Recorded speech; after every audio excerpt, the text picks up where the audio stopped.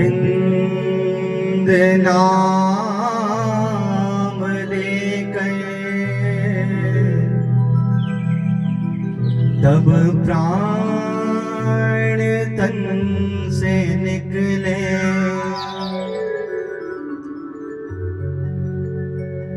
श्री गंगा जी का तट हो,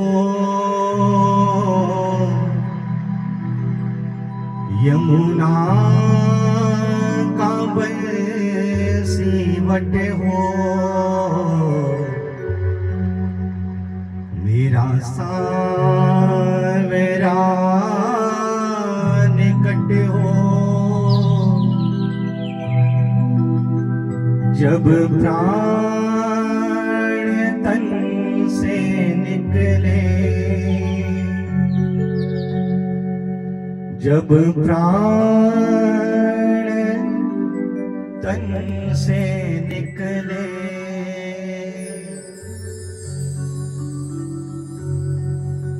क्या प्रार्थना भगवान से करेंगे, हे प्रभु हमारा जो अंतिम समय आए, जब हम अंतिम श्वास लें, इस शरीर को त्यागने का समय आए तो क्या हो, आप हमारे समक्ष खड़े हो भगवान, हम आपका दर्शन कर रहे हो, समस्त इंद्रियों के द्वारा आपको ही जो हम रिझा रहे हो, इन आंखों के द्वारा आपका दर्शन कर रहे हो, इन कानों के द्वारा आपकी कथाओं को श्रवण कर रहे हो, इन चरणों के द्वारा आपके धाम में भ्रमण कर रहे हो, इन हाथों के द्वारा आपकी पूजा कर रहे हो, इस जिह्वा से जो है आपका नाम उच्चारण कर रहे हो। गंगा तट के जैसा पवित्र स्थान हो, वंशी वट के जैसा पवित्र स्थान हो, कब, जब हमारी ये अंतिम श्वास निकले, जब हमारा अंतिम समय आए, तो प्रभु इतनी कृपा अवश्य करना कि आप हमें अपने साथ जोड़ करके रख लें।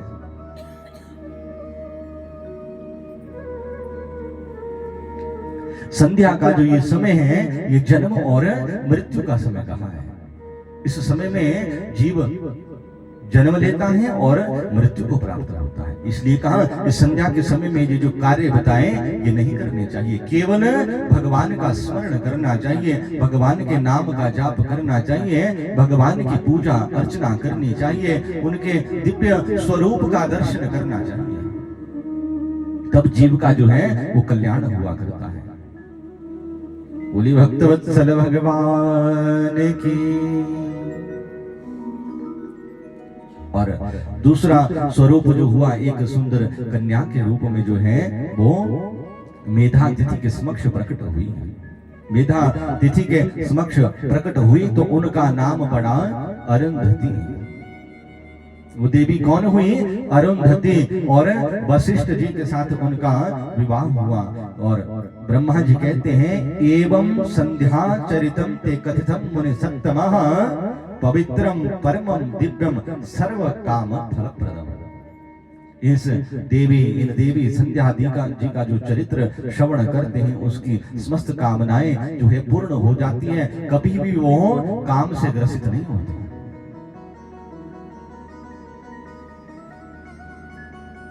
ऐसी ये दिव्य कथा संध्या देवी की ब्रह्मा जी ने नारद जी को सुनाई।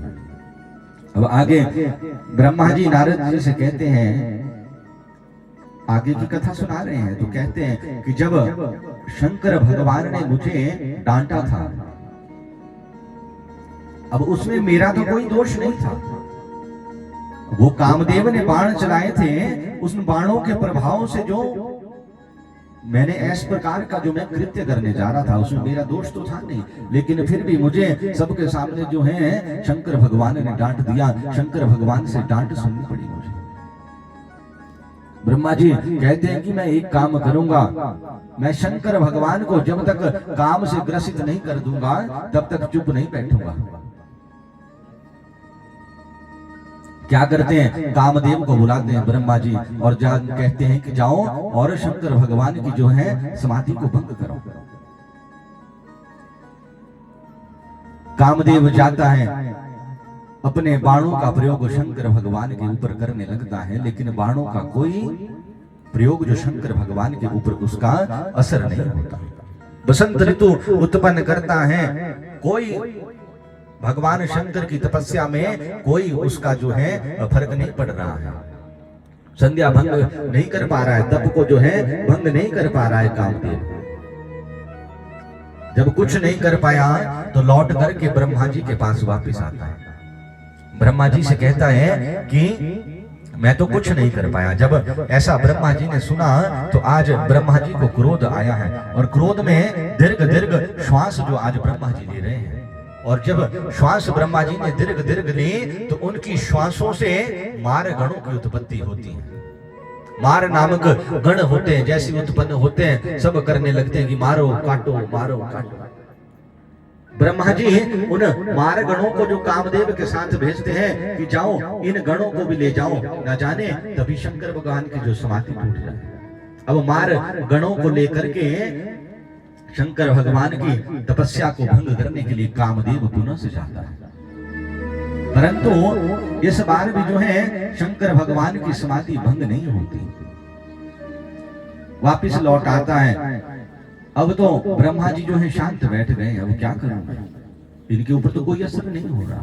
क्यों? क्योंकि वो परब्रह्म परमपिता परमात्मा है, उनके ऊपर काम का असर नहीं होता।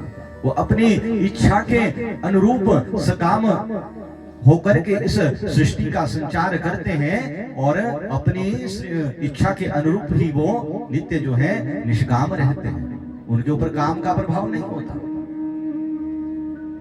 निरंतर वो भगवान के नाम के आश्रित होकर के रहते हैं, इसलिए भी काम का कोई प्रभाव नहीं होता। भक्त कहते हैं जहां हो राम वहां कैसे आए काम। भगवान श्री राम के नाम का नित्य जाप करते रहते हैं शंकर भगवान, इसलिए काम का कोई असर नहीं हुआ। कामदेव हार करके वापिस आ गया। ब्रह्मा जी भी शांत बैठ गया, अब क्या करूं। विष्णु भगवान आए, विष्णु भगवान ने ब्रह्मा जी से पूछा कि आप ये क्या कर रहे हैं। ब्रह्मा जी हाथ जोड़ते हैं कि प्रभु कुछ नहीं, मैं तो बस भगवान शंकर का विवाह देखना चाहता था, इसलिए मैंने कामदेव को भेजा था। मैं तो शंकर भगवान के विवाह दूल्हा बने देखना चाहता था, शंकर भगवान को कैसे लगेंगे। तो नारायण भगवान ब्रह्मा जी से कहते हैं कि यदि आपकी ऐसी इच्छा है तो आप शंकर भगवान को नहीं, माँ भगवती को, भगवती की आराधना कीजिए, भगवती की आराधना कीजिए और उनसे प्रार्थना कीजिए कि आप जो है शंकर भगवान को प्रसन्न कीजिए। बुढ़ी जगदम्बा मैया की। अब ब्रह्मा जी जो है भगवती की आराधना करने लगते हैं, देवी का स्तवन करने लगते हैं। या श्री स्वयं सुकृतिनां भवनेषु लक्ष्मी पापात्मनां कृतधियां हृदयेषु बुद्धि श्रद्धा सतां कुलजन प्रभवस्य लज्जां तां त्वां नतः स्म परिपालय देवी विश्वम्। देवी प्रपन्नार्ति हरे प्रसीद प्रसीद माता जगतोऽखिलस्य प्रसीद विश्वेश्वरि पाहि विश्वम् त्वमीश्वरी देवी चराचरस्य। नमो नमस्ते जगतः प्रवृत्ति निवृत्ति रूपे स्थिति सर्ग रूपे चराचराणां भवति सुशक्ति सनातनी सर्वविमोहिनी। बोली जगदम्बा मैया की। अब ब्रह्मा जी जो है देवी का स्तवन करते हैं, और जब देवी का स्तवन करते हैं तो मां जो है प्रकट होती है। जब प्रकट